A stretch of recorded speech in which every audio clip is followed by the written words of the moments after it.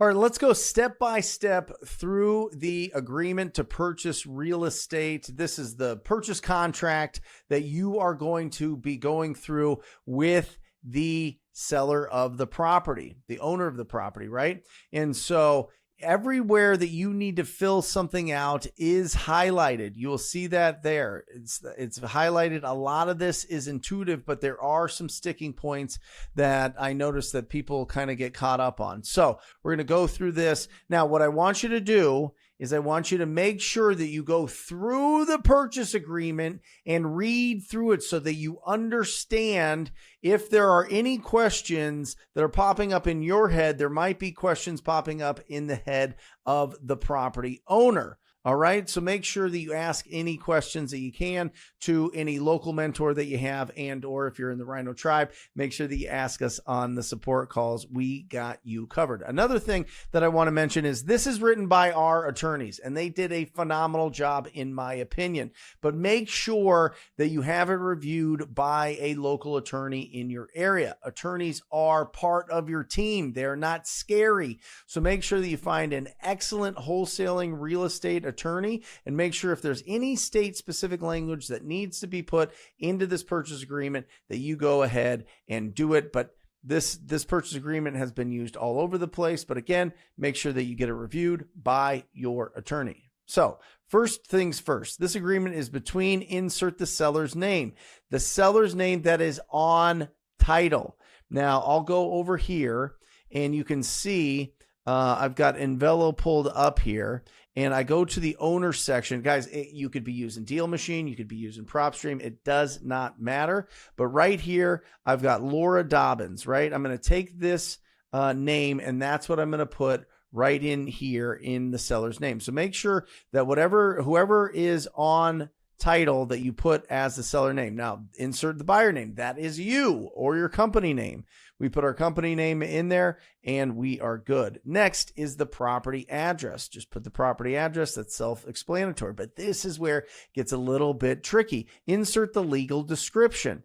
The legal description is available on all of the resources, Envelo, Deal Machine, PropStream, Batch, anything. Right here, it's typically under land and zoning information or tax information, just depending on what platform that you're using. But right here, it's under the subdivision. I would simply copy this and paste it right into the purchase agreement, and that's where the legal description goes. Next is the assessor's number. This is the tax assessor's number. Every property has this. And so what you want to do is you want to go in here, and this right here is typically called the APN, assessor parcel number. And that's this number right here. I would copy this right here, and I would paste it in for the assessor's number. APN means assessor's parcel number. That's what the assessor's number here is on the purchase agreement. Next is the purchase price. You get that? What is the price that you're going to be offering the property owner? Next is the earnest money. Some people put $1, some people put $10, some people put $100. We always put a minimum of $1,000, but that's because most of the properties that we're bidding on are over $250,000, $300,000. So typically some of the property owners want a little bit more to make sure that you're serious, but it's all negotiable. So if you start out low with $10 or $100, try that. If they want more, then that's a negotiating point.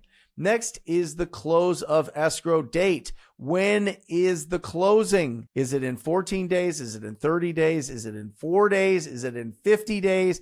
When is the closing date? Put it in there. Next, the escrow company contact information. Listen, if you are running and gunning and you're doing this so fast and you haven't talked to a title company or escrow officer yet, I totally understand.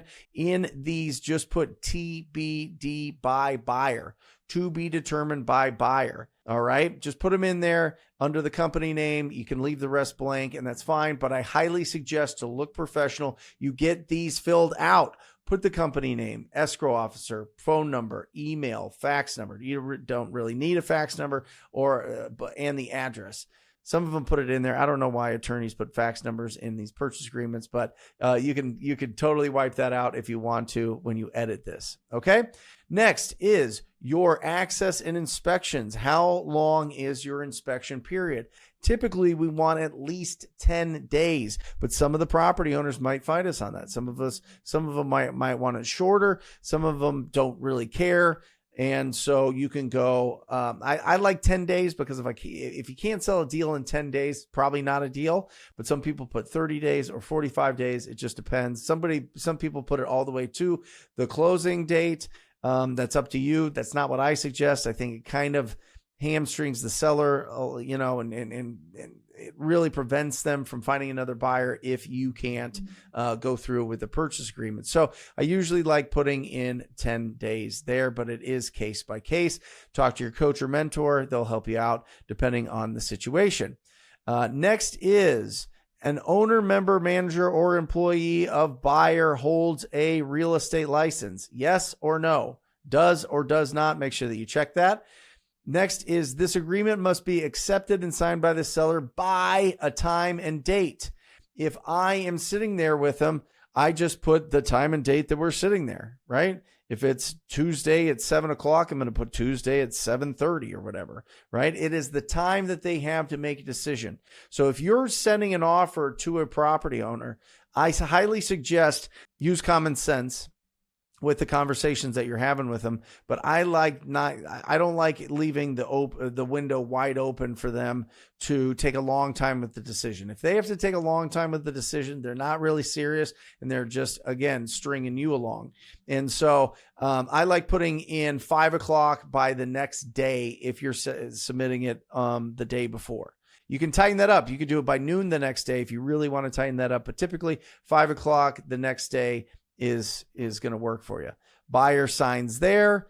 Here, if there's a title, if the only reason there'd be a title under the buyer is if they are being represented by a power of attorney, so they can put power of attorney there, and then it's your signature. And then here's all the contact information. Do not sleep on this. Make sure you put the contact information in here because your title company or closing attorney needs that right now. Okay. They need the information now so that they can move fast and contact all the parties so that they can get all the ducks in the row so that you have a smooth closing. So don't forget to put in all of the contact information for yourself and, more importantly, the seller, because you don't want to be, running around trying to get all of that information after the fact. Now, let's go and talk about the assignment agreement. All right, the assignment agreement. This is exciting. Obviously, right here, you're going to put in the the property address, easy there, the date.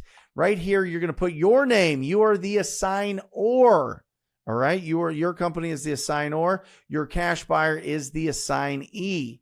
Make sure you put the property address again in there. Now, in this section, you're going to insert the purchase price that is on your original purchase agreement between you and the property owner, the seller. Okay, if it was $115,000 that you agreed, $115,000. Now you're going to put your assignment fee in here. But wait, Brent, I don't want the cash buyer to know how much I'm making on this deal. Why not? They're going to find out at the closing. It is on the settlement statement how much they're actually paying you in an assignment fee. Wouldn't you rather overcome any objections and find a better buyer right now than when it's about to close? The seller's moved out. They're calling you all the time. Where's my money? Where's my money? Where's my money? Yes. So I like them knowing, and I like having confidence with them knowing.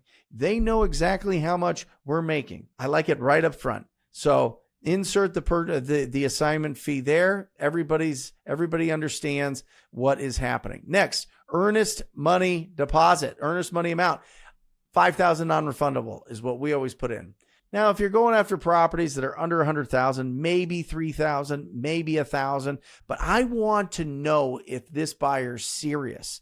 And $5,000 earnest deposit deposited with the title company that's on the purchase agreement is critical. It's just going to save you so much headache. So make sure that you're pushing for at least $5,000 or more, depending on the deal. put in the title company's information there, and put in the time and date that they have to deposit. Now, listen, if you assign this before lunch, they have to get their earnest deposit in before closing day of that business day. So right there in the insert time, insert date section here, you want to make sure that it is the same day by 5 o'clock. All right. Now, if it's after lunch, you want it the next day by noon. The next day by noon. Absolutely critical. All right. Any earnest funds that the assigner deposited with the title company name, easy, put it in there. Great. Next, if the assignee fails to execute and return this agreement to the assignor, so typically you send this to them in the email. And if they're just waiting around and they're not signing and agreeing to all this very fast, you got to move on, because as soon as you assign this, as soon as they sign and you sign, holy cow, the contract is now theirs. You're out of it. All right. So don't give up all of the power that you have of that purchase agreement if they're not going to sign this quick. So make it quick that they have to sign. We usually do it within 1 hour. Within an hour, we're going to sign it, send it to you now. You got an hour to sign it. If they don't, boom, it is canceled. It is void, right? It is no longer enforceable. It's void. All right. You guys get it. And then they have to deposit their earnest money by the next day. All right. They gotta put their earnest money in.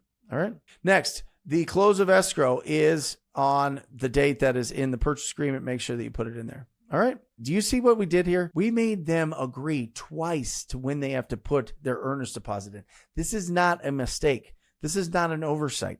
This is because we want them very, very clear on when they need to get their earnest money in, or it's canceled and we can sell it to somebody else. Do they hold a real estate license? Yes or no? Right there. They initial here. They initial here. They understand what's going on. Read this. I'm not going to read this whole thing to you. You guys are building $1 million businesses. You can read this and understand this. You're going to have to be able to do that anyway. So get in there and make sure, again, that they put in all their contact information. It is critical so that everything goes smooth.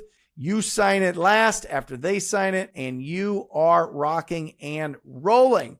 That is how to fill out the purchase agreement and the assignment agreement. Go out there, get some incredible deals.